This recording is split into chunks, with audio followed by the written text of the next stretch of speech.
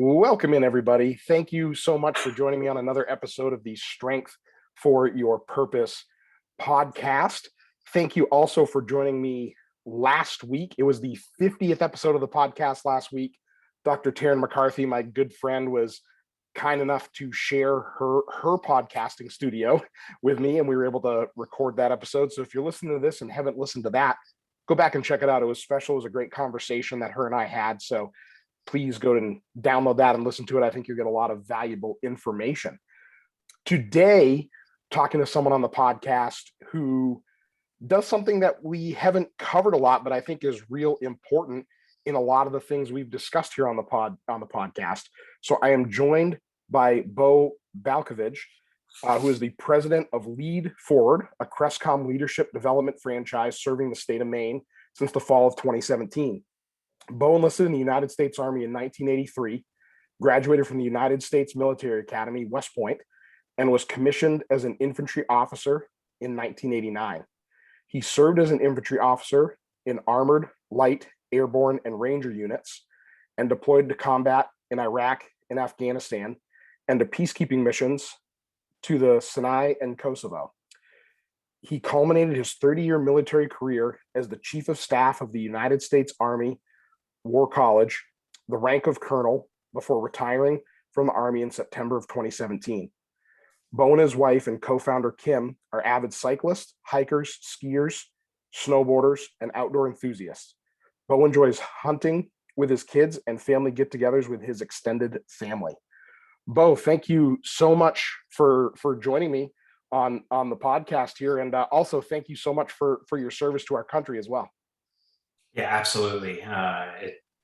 It's a bigger honor and more of a privilege than you could ever realize. So when people say thank you, I just say thanks back.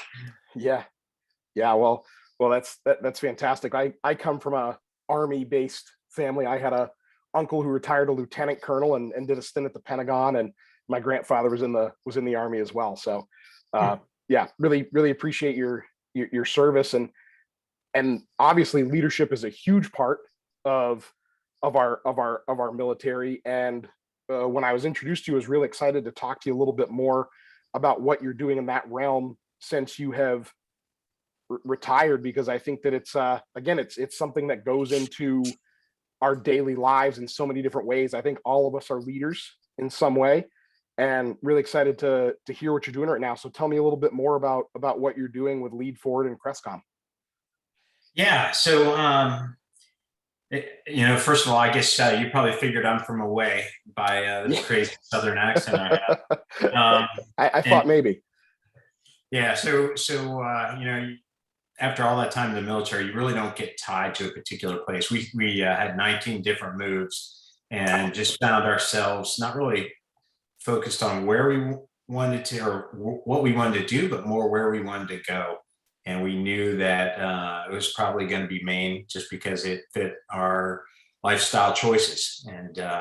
And so as we were trying to figure out where in Maine for us, we were engaged by a broker who reached out to us and said, "Hey, you'd be a great fit for this leadership development franchise." And pretty naive, I said, "No, I'm not a sales guy. That's not really what I'm interested in." And sure. I don't think I realized that the whole world is involved in sales in some way, shape, or form. Right.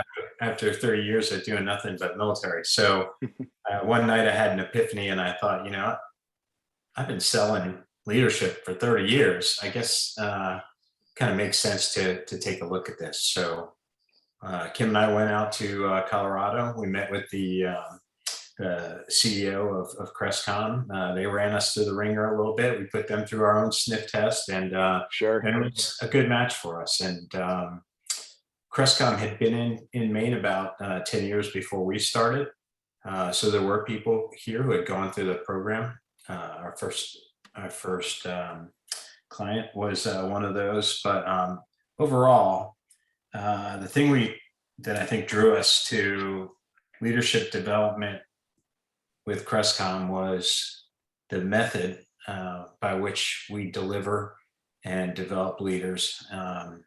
It's just different, and it's different in a way that my experience has told me is very effective.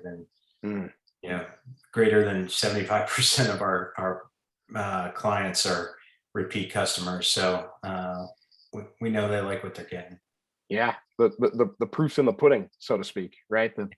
Yeah, that's fantastic. So talk to me a little bit about how the program is structured, and then I definitely want to get into some of those differences that you said from how you were sort of trained in leadership, but how when someone is looking for that leadership development that you all do, what's the process of taking them through, and what are you really focusing on as part of that training? Yeah. Well, I'll tell you that most folks don't knock on our door. We go asking them, hey, is this something that your team could use?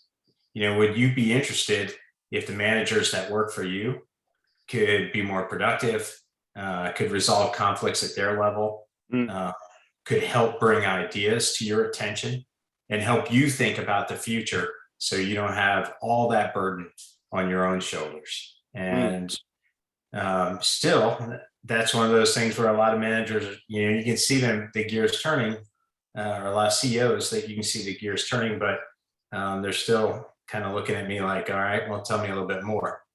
Right. So what we do is we offer companies an opportunity to take a test drive of what we do. That test drive is a workshop that I'll do for about 2.5 hours inside their business with their managers and their decision makers, so they can see what we deliver, how we deliver it, and most importantly, probably, how are their participants in that workshop responding to what they see. We kind of give them a microcosm of what our participants go through over the course of a year. And at the end of it, we ask them to tell us, hey, what did you get out of this? How will you apply it? And if you apply it, how will that make things measurably different in what you're doing right now? And if they can answer those sorts of questions, then they're probably the kind of company that wants to take advantage of what we do and develop their team. Sure. Well, I think that's crucial because, as I said at the top, all of us, no matter what role we're in, have to lead, even if it's just leading ourselves, leading maybe a family member that we take care of. At work, we might not be the primary decision maker, but within our role, we still all make decisions. We're not always just carrying out what the supervisor told us to do. So developing, to me, it makes total sense that developing some good leadership at the top really trickles down and improves how each person below them leads either people below them or even people around them or themselves. Is that something that you see in what you help these companies with? Yeah, absolutely. So, we provide leadership development to any level of a company, from your floor supervisor through your manager to your directors and vice presidents, and we've had some CEOs in the program as well. And some like me, when I first learned about what Crestcom does and how we do it, I scratched my head and said, that's a pretty wide range. How do you provide the same level of service to that spectrum of leaders? And what I've learned is that the leaders who are in our program see each of those topics through the lens through which they serve. So that shop foreman, he looks at the lesson on delegation in terms of, okay, how can I take some task that I need to develop somebody else on my team to be able to do and apply that. And CEO looks at some of the lessons on a much broader scale, and I think you kind of get the picture. Sure. No, that makes total sense. So how I think a lot of people probably have a perception of what leadership from a military background looks like. Whether that's right or wrong is a total different conversation, Bo, that maybe we could have another time. But I'll address that now. I think that's sure. it's probably it's probably apropos. So I think Hollywood would let you believe that we can do leadership ad volume. In other words, the louder you yell, the more effective you are. Right. But just in the civilian world, that's only going to get you so far. Fear is only going to get people to work until they're out of your way or out of your sight. And it's not going to cause people to do the right thing when no one's looking and no one else is checking on them. And so the way the military trains our leaders is not about, that drill sergeant yelling at the top of his lungs, and it's not about a bunch of explosions. It's about how do you maintain calm in a world of chaos and purposefully and concisely persuade people what to do and get them to do things that they might not otherwise do. And really the essence of that is, I don't think, much different than what you'll see at leaders having to do at Capoza or Volk or Aero or any other companies around the Portland area. No, that you perfectly said. Perfectly said. That's fantastic. So how is what you're doing now different from that sort of training? Because I know you mentioned it's what you're doing now, and the approach that Crestcom is taking toward this leadership development is a little different from your traditional training of leadership. So what from your military background has helped you with this leadership development, and what have you had to look at for maybe a different scope to help develop leadership with the clients that you work with? Yeah. So, first of all, my military background, in the military where, leadership itself is kind of a weapon, it is, it's that thing that we harness that separates us from so many of our peer competitors out there in the world. We just have better leadership at deeper levels. Why is that? Well, it's because in the U.S. military, leadership development and training is institutionalized throughout our ranks, and not just in the officer corps, but all the way up from being an enlisted man through a sergeant to the most senior sergeants. And so you have to go to school to learn about different ways to apply leadership all throughout your career. And as you know, it's an up or out business. So you either demonstrate that you can use those skills you learned in that institution, or you're no longer part of the program and you can go do something else. Thank you for your service.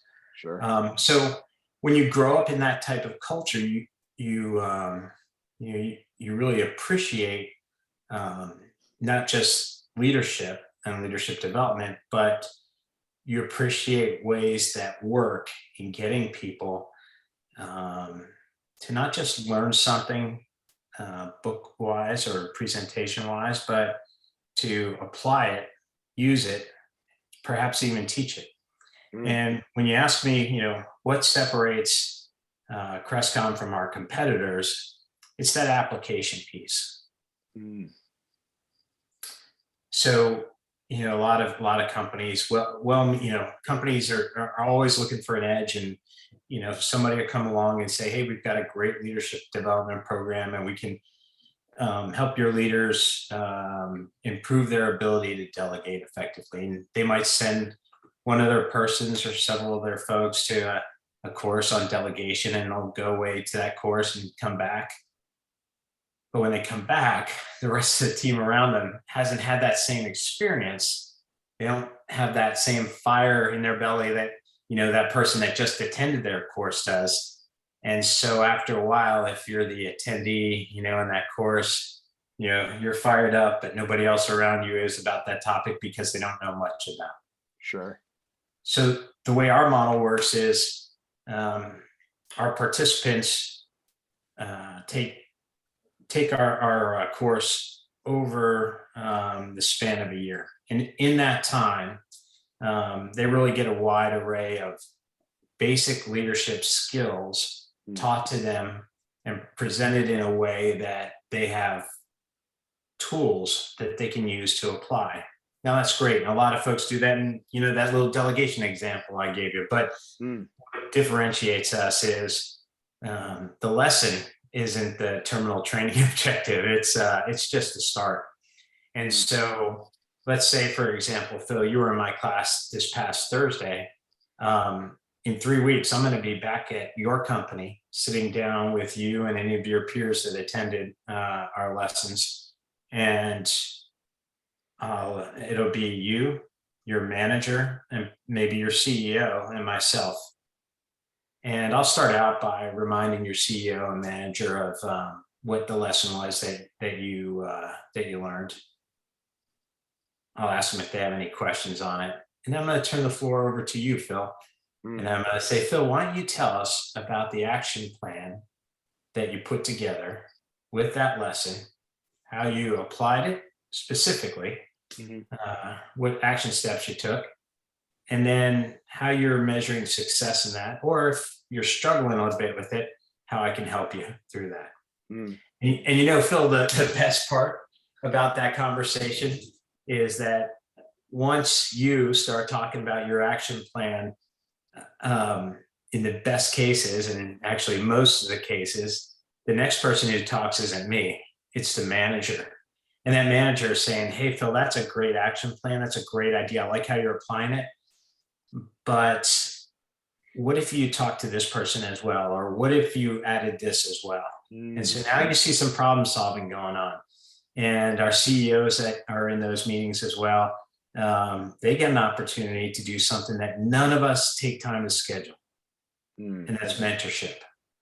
And so for that CEO, he's getting a chance to see how his participant has taken that lesson and applied it. He's seeing how that participant is thinking, so he can evaluate how he moves up in the organization or not. Right. And he's getting a chance to hear his manager coach. And then, of course, he's getting a chance to do some coaching himself. That's huge. And so while the lesson that each of our participants commit to each month is, you know, they take two-hour lessons, so 4 hours of classroom time. That 4 hours is not nearly as important as the 45-minute conversation that we'll have with the participant, the manager, and the CEO.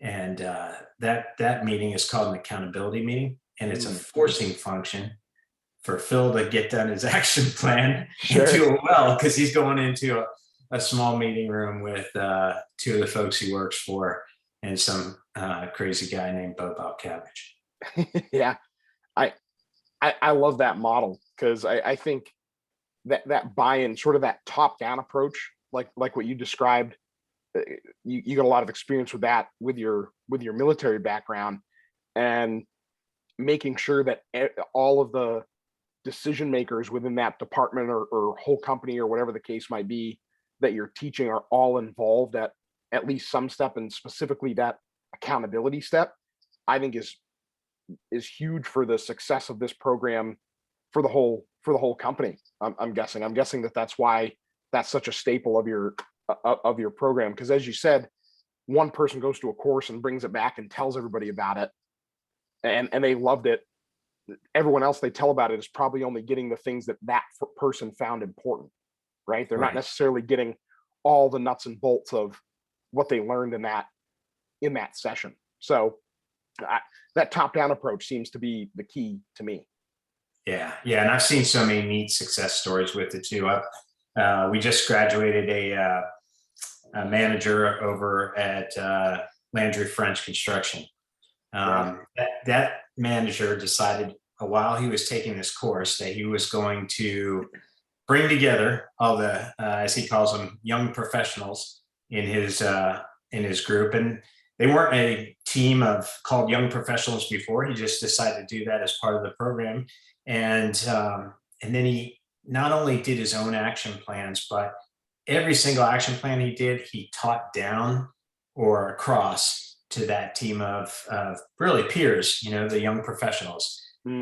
Huge. In other cases, I've seen people take a lot of these lessons and apply them at home because, many of them, heck, who can't use some better time management skills or some conflict management skills at home. And, I've been hugged by people who said, hey, I could not talk to my daughter until we had that conflict management class, and you've made a difference in my ability to focus at work. Wow. Thank you for doing that. Or just the ability to watch a young participant in our group talk about how he's going to do a plan, watch the manager add on to, hey, here's a great way to do it, and then watch the CEO's eyes light up as he sees good things coming together with measurable results right there in front of him. Yeah. That part you talked about, I actually got chills when you were talking about someone saying I was able to communicate with my daughter better, because it's so true, and it's something in really any field you can talk about, but especially when we're talking about, because I truly consider what you're doing a huge part of mental and emotional well-being and wellness. I mean, it's a huge part of that, which affects physical, right? So they're all very, very intertwined there. And the things that are bugging us at work don't leave us when we clock out. And the things that are bugging us at home don't leave us when we clock in. So all that stuff is going on all at the same time, and mind, body, soul, emotions, everything, and the physical body all are feeding off of each other all the time. So it's amazing where people might be thinking that they're kind of getting control under only one of those avenues, which might be their conflict resolution or whatever the case might be at work. But the spillover, once they get a good handle on that in a way that's actionable and measurable and all those other great things you mentioned, spills over in another part of their life, is so incredibly impactful for individuals and all of the people around them that it spills over to. Yeah. So Crestcom's got what I believe is, from my military experience, is a really effective methodology of developing managers, but they compound that with some great tools too. So our company makes it easier for us franchisees by providing subject matter experts on every one of the topics, and a product development, or putting together all of the slides, the research material, and so forth, so that it's not too challenging for me to assimilate a topic, learn something new, and then be able to help broaden some others. And as all of that material that our participants receive, whether it's the slides, the videos, the handouts, that's all available on a portal. That same portal is the one where they enter their action plans, and their managers and CEOs have access to that portal as well. So, for example, you just attended my class, Phil, and you go home and you start typing in your action plan. And once you hit save on that thing, I get a little reminder that tells me Phil just completed his action plan. I take a look at that, and I can make my comments on there. And so we have a dialogue going on. I'm keenly aware that people are doing things that are, much bigger than Crestcom, but we have some good dialogue that helps them to build that, and then their managers can take a look and see the results of what they're doing. As a matter of fact, many of our participant teams print off and distribute those action plans as we start our accountability meeting. That's fantastic. Yeah, so your accountability is happening long before the accountability meeting ever takes place, which again, anytime you're initiating a new program of any kind in the workplace to help drive productivity and leadership and transformation and what you're trying to do across your company and serving your clients better, but also having a happier and healthier workplace, that accountability is probably the most important thing, because you can put a whole lot of time and effort into those things and have nothing come of it if you don't have a way to not only have it happen, but make sure it happens at the highest level. Yeah. And you talk about you risk having nothing come of it. Yeah, I've just seen some amazing things come of it. I always get a smile when we get to the accountability lesson, and I think about Volk Packaging and their accountability ladder that they've built to help refer to when they get stuck.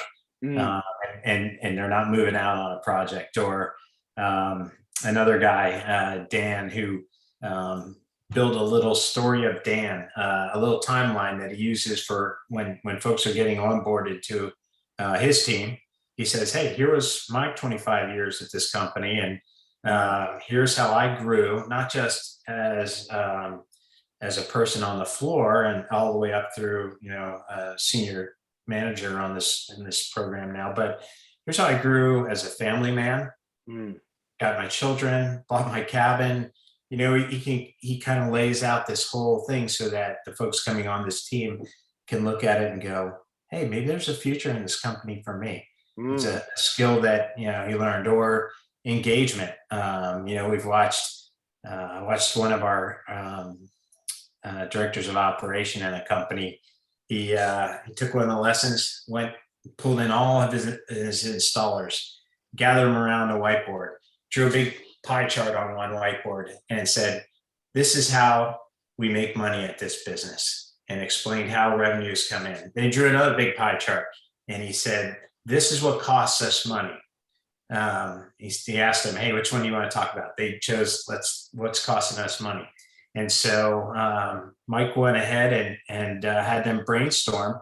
All right, let's pick one of these things, and then brainstorm what we can do to keep or to lose less money or spend less on this particular thing. In that case, it was how do we keep so many tools from walking away from us? So it's just really satisfying to watch people grow personally and professionally, and then watch them use those tools that you've given to make their teams better. And then when you go to a company and you hear them throw around some of the terms, or if they say, you say, yeah, we got stuck on this project, and they say, but we're going to Crestcom it. It's pretty rewarding. You heard it here first. Crestcomming is the new Googling, right? Just for lead, you're the Googling for leadership, right? I'd like to think so. Let's make that a thing. Well, that's awesome, Bo. So I have two kind of last questions that I like to ask everybody that comes on the podcast, their first time on the podcast. But before we get to that, I want to give you an opportunity to let people know if what they're hearing is something that interests them as an individual, as a business owner, whatever the case might be. What's the best way to get a hold of you? What's the best way to find out more about Crestcom, and how can they start on this journey of improving their leadership development at their company? Yeah, simply Google Crestcom. That's the fastest way. It'll take you to Crestcom Maine, which is where they'll find me.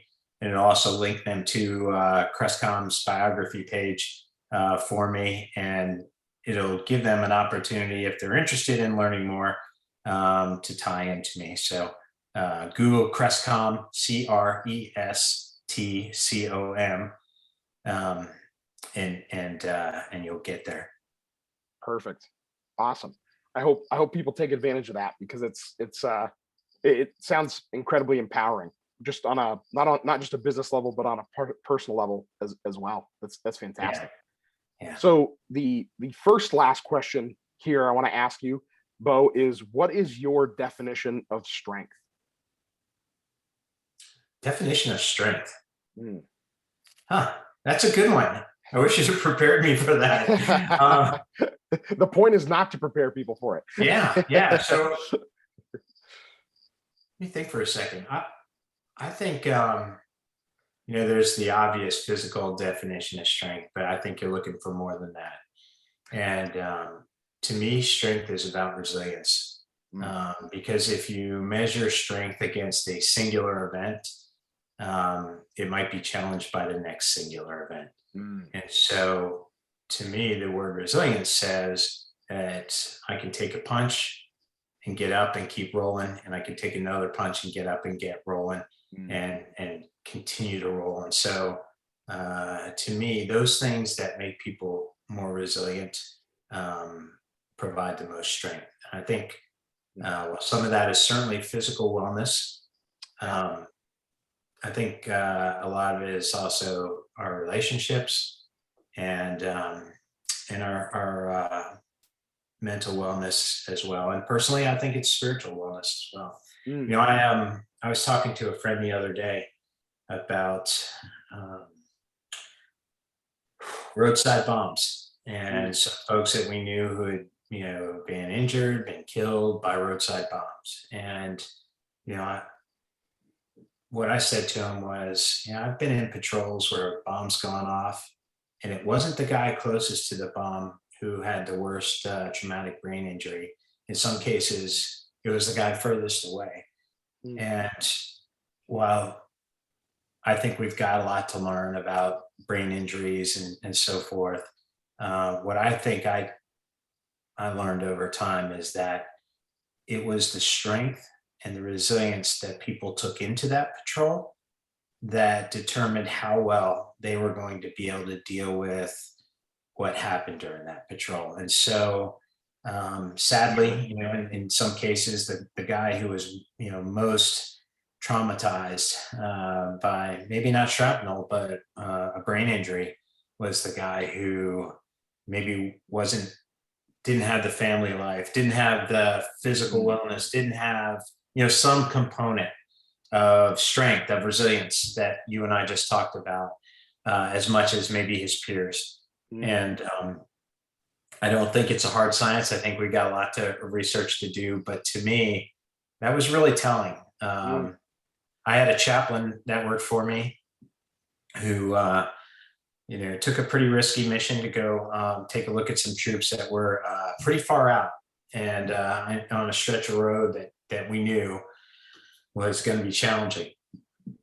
And unfortunately, on their way back, they hit a bomb, and he was hit with quite a bit of shrapnel, had quite a bit of brain injury, and it absolutely changed his life, changed his ministry, and he would tell you it changed it for the better.